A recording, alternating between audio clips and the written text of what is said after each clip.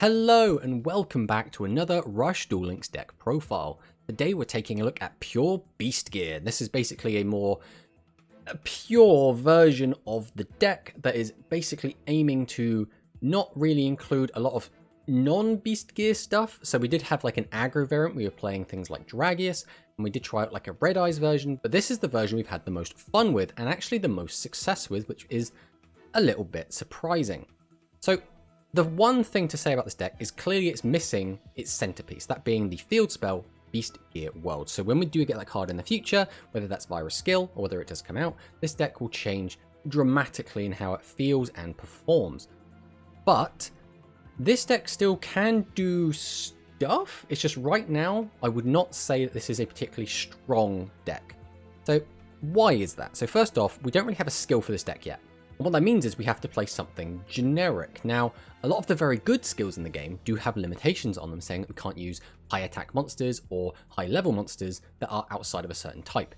That does mean that our Beast Warriors are not allowed in those decks. So we have to play something generic, and the best generic skill in the game right now is probably Hammer Crush Deal. This card is really, really good and is played a ton in aggro piles. Just being able to get a draw when you have your Hammer Crush, the draw can be good on its own, but a lot of the time you will use it to pay the cost of the Hammer Crush itself, letting you pop back row. And this deck really struggles to deal with back row, as well as quite a lot, as we will get to in a minute. So what are the boss monsters? The first one is Beast Gear Emperor Catapult Kong. 2200 attack, 1700 defense is not great. Let's not sugarcoat that. 2200 attack really sucks. This is usually supposed to be 2500 attack because it would get a boost from Beast Gear World, but we don't have that yet, so 22 is all we've got. Requirement: send up to 2 face-up Beast Warrior type monsters other than this card from your field to the graveyard. Destroy defense position monsters on your opponent's field equal to the number of monsters sent to the graveyard to meet this requirement. So that's okay. Popping defense mode monsters is good. It's important. We need a way to get to our opponent's life points a lot of the time, and if we have a way to shift our opponent's big monsters into defense mode, we can destroy them. So it's an okay card. The main problem this has is the cost for it is a little bit steep. We have to send Beast Warrior monsters we have to the graveyard, which kinda sucks. That means that there will be some situations where our field is clogged up and we cannot summon any Beast Warriors, therefore we can't use this effect. Or there will be times where we have to use our low-level Beast Warriors as tribute fodder to get out other monsters, which means we won't also be able to resolve this effect. So that's a little bit shaky, but overall, it's fine. The main appeal of this card is that it is level 7, and we'll talk about why that is so important in a minute. Next up, we're on Seahorse Carrier. So we're back to the Aqua engine. And the reason we're on the Aqua engine instead of the Beast engine is because this deck needs to run a ton of Beast Warriors to kind of work. So basically, the Seahorse engine can be a lot smaller. Just 2 carriers and 3 Canans is all we need to have this work to some extent. So we've got that in here at the moment, just because, again, being able to get out high-level monsters easier is always a good thing. Next up, our other boss monster is Beast Gear King Convoy Lyogun. So this card is a little bit shaky in my opinion. I've never really been a big fan of this card. First off, it's an Earth monster and not a Dark monster, which does complicate things a little bit in a minute, which we'll get over. 2300 attack is better. 2000 defense is also better. So a little bit of an improvement there. Level 8 again, problematic, but we'll get to that in a minute.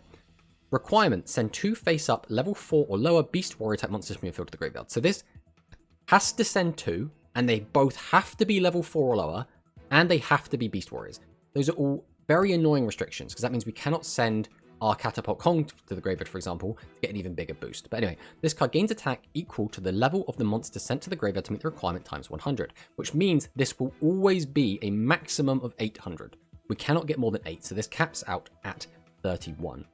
Until the end of the turn. Also, you can only attack with this card this turn, can only declare an attack on attack position monsters, but can attack all monsters the opponent controls. So if your opponent has 3 attack position monsters, we can summon this out, make it bigger, slap, slap, slap, and that's good, right? That's all fine and dandy. The issue is, oftentimes when we were playing this, we found that we would get the effect off, which is already quite a steep cost, attack into our opponent, and they'd flip over the barrier. Now, why is the barrier a problem? We're at 31. Well, when the barrier goes off, our attack will go down to 27. Now, the only reason our opponent would activate a barrier to our first attack would be if they had another combat trick for our second, and a second barrier at 27 puts us down to 24, which means we now can't even crash into a 25, which can be very problematic. So this card has a lot of problems and not much upside. So I'm not a big fan of this card. That's why we're only on 2. Next up, we have Beast Summoner. We've been mixing up how many of this we're actually playing. Right now, we're on 1. This is an okay card. If your opponent has a face-up level 6 or higher monster on their field, send this face-up card from your field to the graveyard. Special summon a level 7 or lower beast, beast warrior, or winged beast. So the only target for this is going to be our Beast Gear Emperor Catapult Kong. And that is because Lyogun is level 8 and not a level 7, so we cannot cheat it out. But it's just a nice way to get it out pretty easily.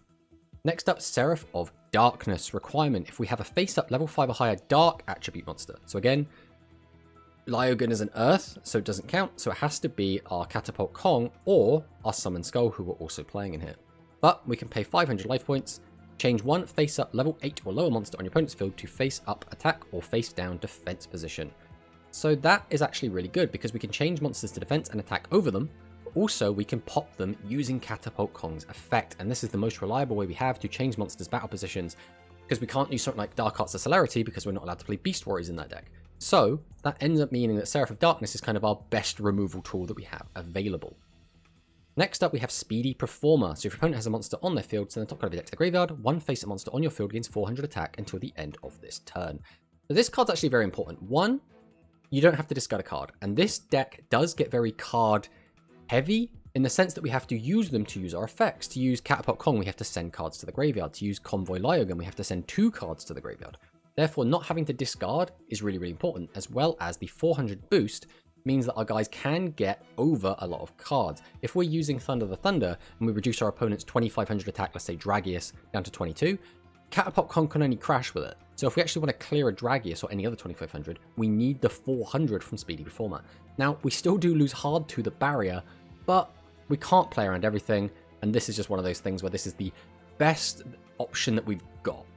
Next up, the Limit 3 Beast Gear Trike Fox. So Trike Fox is pretty cool. The turn that we summon this card, and your opponent has 3 monsters on the field, we can just special summon a level 7 Beast Warrior from our hand. Your level 6 or lower monsters cannot attack this turn. So why is this important? We don't have to send it to the graveyard like we do Beast Summoner, which means we can cheat out Catapult Kong, then immediately sack it to use Catapult Kong's effect and pop one of our opponent's defense monsters. If they don't have a defense monster, we could also summon out Seraph, change it to defense, and we haven't lost anything. We've basically normal summoned a Beast Gear Catapult Kong from our hand. We haven't tributed anything at all. We haven't even lost the single card, so it's really, really good. The issue being, again, there isn't really much payoff outside of getting very, very lucky and opening Trike Fox, plus Catapult Kong, plus Seraph of Darkness, plus your opponent has 3 monsters on the field. It's very awkward, and this card being limit 3 also does make it a little bit annoying, because that means you can't play it with other limit 3 cards. The main one, I guess, being Dragius, which in the aggro version of the deck, we basically had to just cut this card. Summon Skull's pretty self-explanatory. 1 tribute, 25, pretty decent. This is actually one of the primary ways we've been using to get rid of our opponent's 25, is just crashing Summon Skull into them. Then we get to our normal Beast Gear monsters. So this is Votowolf. It's just a 1400 Beast Warrior normal monster. We also have the second highest attack being Buggy Dog, which is just a 1200 attack Beast Warrior monster. Nothing particularly special, but we do need them in order to resolve the effects of our Kong and Lyogun. Next up, we have Monster Reincarnation. Obviously a very, very important card. We can use it to bring back Seahorse Carrier, which is just fantastic. Oftentimes we need to get back our big ace monsters if we want to actually try and hurt our opponent. It's really good to get back the Trike Fox or the Beast Summoner if we need to cheat out the Emperor Catapult Kong, so it's stuck in our hand. If we need Seraph of Darkness to clear our opponent's monsters, it's also very important to get that. It's just such an important tool for toolboxing the graveyard. Right now, Monster Reincarnation is almost a must in most decks. Next up, we're on 2 copies of Hammer Crush. Hammer Crush, very, very good with the skill. If we went on the skill, I don't know if we'd play this because the cost is still quite steep and we're not a big fan of paying it. But getting rid of your opponent's back row is very, very important, especially because Widespread Ruin is always running around. And speaking of which, here is Widespread Ruin. Best card in the game. It is just utterly fantastic. Games are won and lost entirely off this card. It's a bit busted. You need to run it. So we were originally playing the barrier because against 2500 attack monsters, the barrier is pretty good, right? 25 running into our 22 means it goes down to 21, and then we kill the monster, and similarly with the 23. The issue is a lot of people now are not really attacking with 25s outside of Dragius, and even when they are, oftentimes they have something like a Speedy Performer to boost it up, or a Thunder the Thunder to weaken our monsters. So what we're finding more often is people attacking us with Ancient Arise, with Seven's Red Magician, with Prima Gitana boosted monsters, and most of the time the barrier was just doing nothing in this deck, which is why we've decided to cut it from the final build. But overall, this deck is not great in its current state. And again, my very much first impression would be that this deck is bottom of tier 3 to rogue. Right, realistically, it's not very strong. I had a lot of people come into the chat while I was streaming and basically say, is this a good deck? Is this going to be the new free-to-play friendly deck? I've got all these cards very easily from the card trader. Please tell me this is the new free-to-play rush deck. At the moment, no. This deck is very weak. I think realistically, there are better options for free-to-play players than trying to make the pure Beast Gear deck work. It's very fun when it does work, but more often than not, it's not going to. I think if we do get Beast Gear World in the future, ideally very soon, this deck could be a fine free-to-play deck. Without it, it's in struggle street, and unfortunately that's what a lot of the meta is right now, and hopefully when the anniversary event comes out, we'll get some skills, maybe some new cards, Beast Gear World, something to really give this deck a bit more oomph, because right now it's really lacking it. But let's fire in some replays so I can show you what I've been talking about.